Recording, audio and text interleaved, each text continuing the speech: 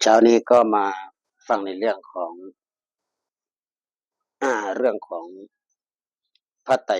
ปิฎกเล่มที่28นะพระไตรปิฎกเล่มที่28นี่ก็แล้วก็พระทุตันตปิฎกเล่มที่20นะครับคุตกนิกายชาดกภาค2นะที่มาฟังมหานิบาตชาดกเรื่องเตมียะชาดกครับเตมียะชาดกในวรรคที่1ที่ข้อที่1เนี่ยเตมียะชาดกพระเจ้าเตมีทรงบำเพ็ญเนกขมาบารมีครับในวรรคนี้ในข้อที่394ท่านจงอย่าแสดงตนเป็นคนฉลาดจงให้คนต้องปองหูว่าตนเป็นคนโง่ในหัวข้อที่บอกให้ฟังนะอยู่ในบาทอยู่ใน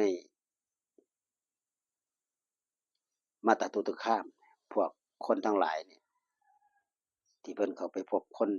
อยู่ในชนบทในบ้านที่บอกว่าจงเป็นคนโง่เป็นคนฉลาดคนทั้งหมดนั่นก็สิได้ดูหมิ่นเพิ่นว่าเป็นคน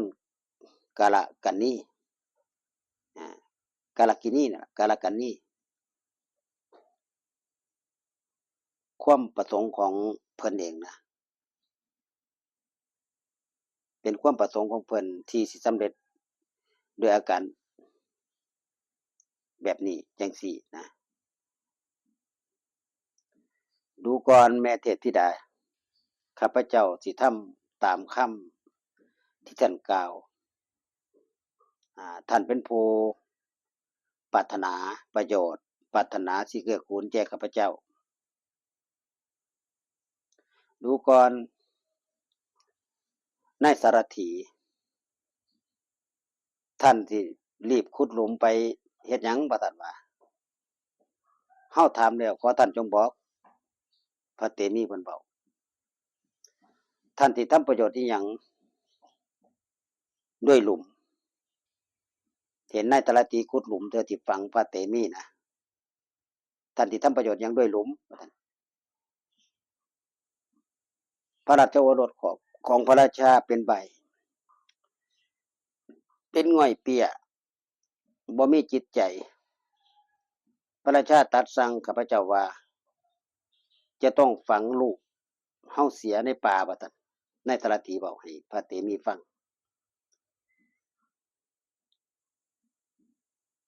ดูก่อนนายสารถีเฮาบ่ได้เป็นคนหนวกบ่ได้เป็นคนใบ้บ่ได้เป็นคนง่อยเปี้ยว่าซั่นว่าบอกกับนายสารถีผู้ขุดหลุมอยู่นะบ่ได้มีอินทรีย์พิกลพิการถ้าท่านพึ่งฝังเฮาในป่านี่ท่านก็จงชื่อว่าพึ่งกระทำสิ่งที่บ่เป็นธรรมพระเตมีบอกนายสารถีเชิญท่านดูขาและแขนของเฮาแล้วก็เชิญฟังคำพระสิทธิ์ของเฮา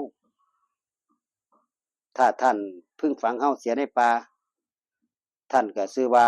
พึ่งกระทำสิ่งที่บ่เป็นธรรมว่าซั่นพระเตมีบอกให้ฟัง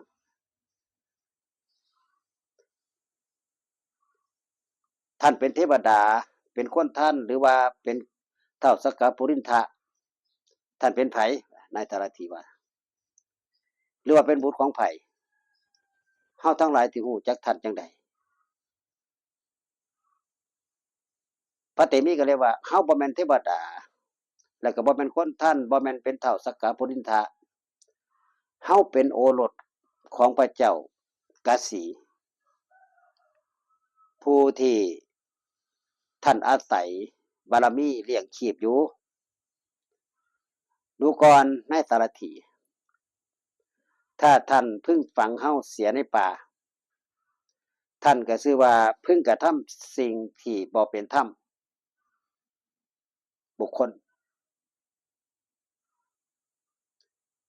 บุคคลเพิ่งนั่งเรือ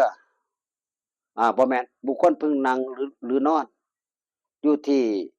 ห่มเงาต้นไม้ใดก็บ่พึงหักกิ่งก้านต้นไม้นั้นเพราะว่าหยัง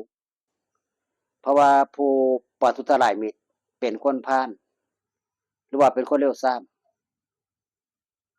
พระราชาเป็นคือต้นไม้เฮาเป็นคือกิ่งไม้พระเตมีว่าฟังท่านสารถีเป็นคือคนอาศัยห่มเงาดูก่อนนายสารถีถ้าท่านเพิ่งฝังเฮาเสียในป่าท่านก็ชื่อว่าเพิ่งกระทำถึงสิ่งที่บ่เป็นธรรมนี่คือพระเตมีเพิ่นบอกให้ฟังให้สารถีฟังผู้ใดประทุษร้ายมิตรออกจากเคลื่อนของตนไปที่ในใดไปที่ในบ่อนใดๆย่อมมีอาหารมากมายคนเป็นนั้นมากย่อมอาศัยผู้นั้นเป็นอยู่ผู้ใดบ่ประทุษร้ายผู้ใดบ่ประทุษร้ายมิตรผู้นั้นไปยังชนบทนิคมราชธานีใดๆย่อมเป็นผู้อัญชนทั้งหลายในชนบทนิคมราชธานีนั้นบูชาสำหรับคลิปนี้ก็ขอฝากไว้เท่านี้ขอเจริญพร